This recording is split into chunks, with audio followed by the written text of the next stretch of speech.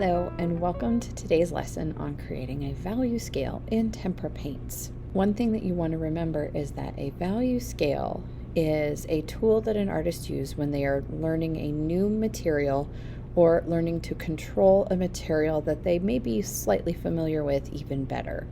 Here are some of the materials you're going to be needing for today's lesson. 1. A paint palette with just a hue. Remember, a hue comes from the color wheel. It can't be pink. It can't be light purple.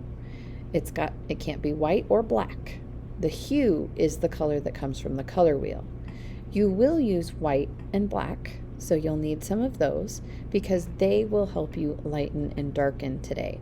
So notice I have only 3 colors of paint. Also, please note how full they are.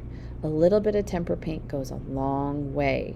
It's better, it is always better to have to go back and get more paint because you ran out than it is to wash the paint down the drain and waste it.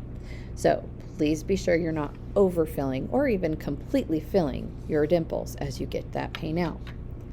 Another thing that you will need: paper towel for cleaning your brush and drying your brush in between swishes in the water, your zipper pouch with the paint brushes in it, and your water cup.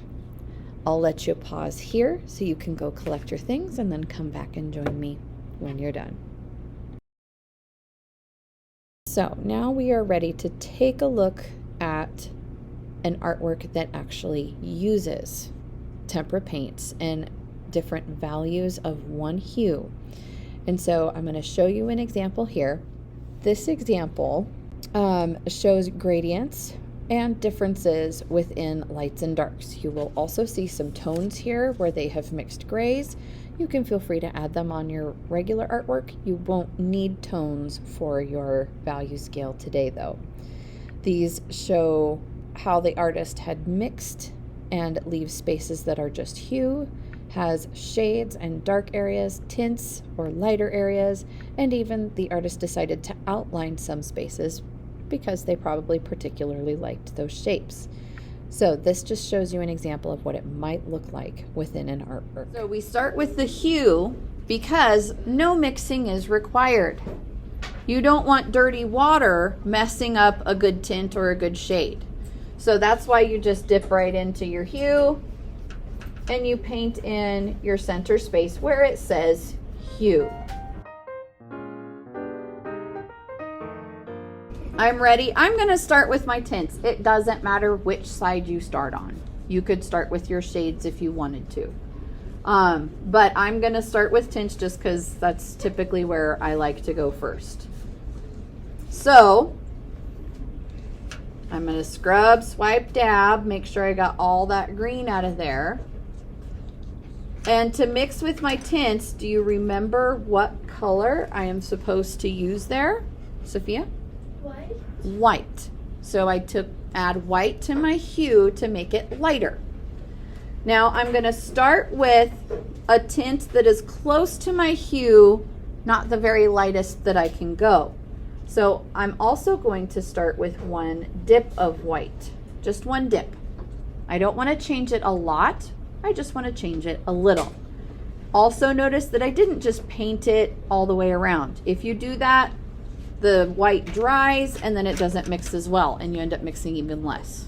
So I just dip and swipe it on there. Now I can go in and I'll get a pretty healthy chunk of green here. Now I can start mixing, and as I mix and pull it around, it does its thing. So that by the time I've got the whole thing painted here, I've got a tint of green. I'm ready to go for my next one. So what do you think I'm going to need to do here if I want to go lighter with this tint? Ian? Add 2 white? Add 2 dips of white could work. Is there another something I could do? I could get less green. So you notice I had plenty of paint to cover, right? So I know that if I get 1 dip of white and then I lessen my amount of green, I'll definitely have plenty. I'm going to go with the extra white route.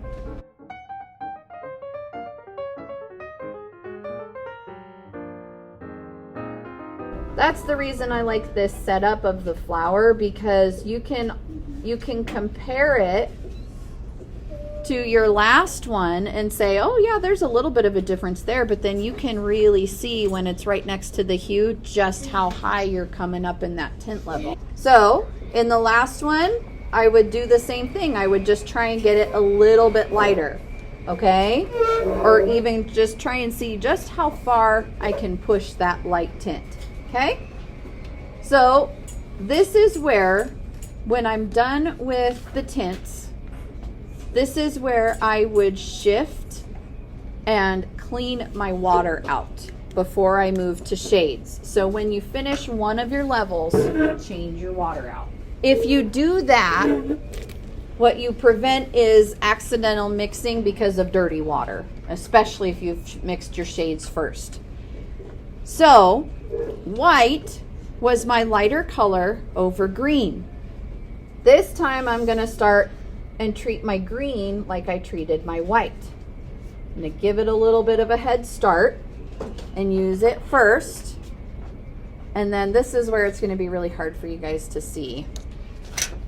You're gonna get just the smallest amount of black, okay? Just barely dip it in there.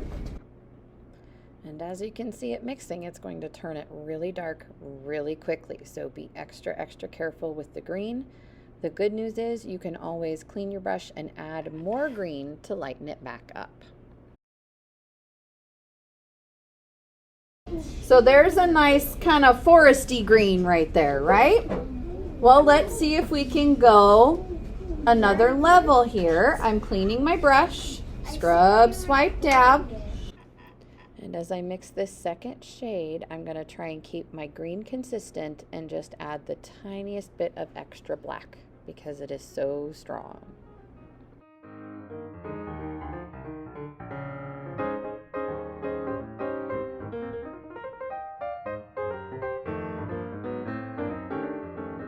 By seeing just how dark I can push it by trying to work with the same amount of green.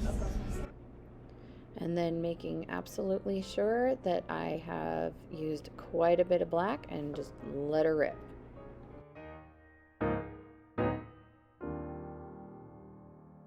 There you have it.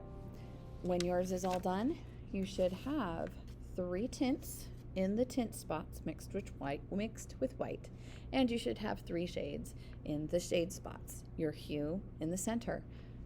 And then you're all done. It'll go into the drying rack. You can clean up your workspace and move on to the next task.